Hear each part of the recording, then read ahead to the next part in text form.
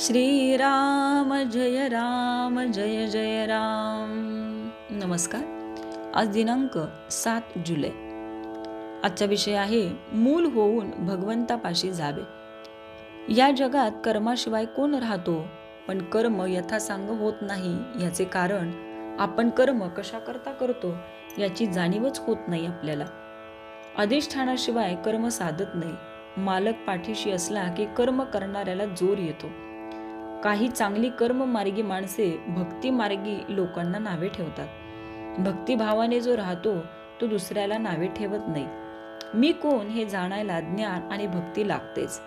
तसेच ब्रह्मसत्य जगन मिथ्या म्हटले तरी त्याचा अनुभव येण्यासाठी कर्म करावेच लागते।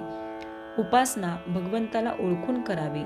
लहान मूल आईकडे डोळे करून मुकाट्याने दूध पिते, त्याप्रमाणे समर्थासारख्यांनी जे सांगितले ते आम्ही निमूटपणे करावे।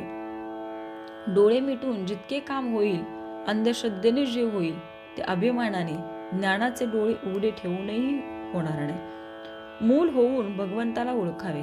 याला अडचण एकच असते, माझे शहाणपण आडे येते। भक्त मुलांसारखे वागतात, म्हणून त्यांचे लाड देव पुरवितो। कुणी असे म्हणतील की भगवंताची आणि आमची ओळख नाही, तर त्याची आम्ही कशी पूजा करावी?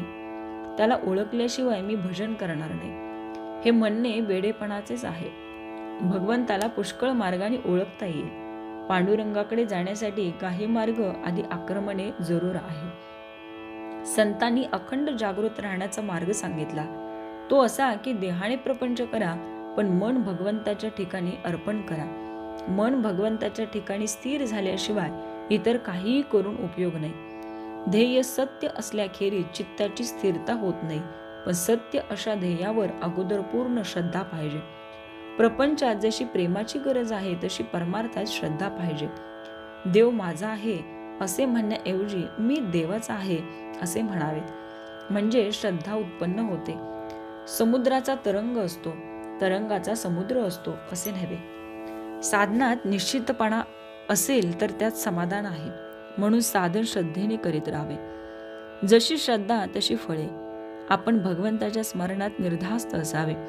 प्रपंचात कधीच धीर सोडू नये। ज्याप्रमाणे मुंग्यांची राणी जागेवरून हलवली की तिच्या मागे असणाऱ्या हजारो मुंग्या तिच्या बरोबर नाहीशा होतात, त्याप्रमाणे एक देहबुद्धी काढून टाकली की आपल्या मनात उठणारे हजारो संकल्प नाहीसे होतात। या देहबुद्धीच्या पलीकडे गेल्यावर जे ज्ञान होते त्यालाच आत्मज्ञान म्हणतात। असे आत्मज्ञान झाल्यावर जे पूर्ण समाधान मिळते तेच खरे भगवंताचे दर्शन होय। तात्पर्य, भक्ती मार्ग हा प्रेमाचा मार्ग आहे।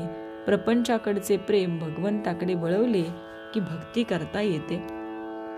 श्रीराम जय राम जय जय राम।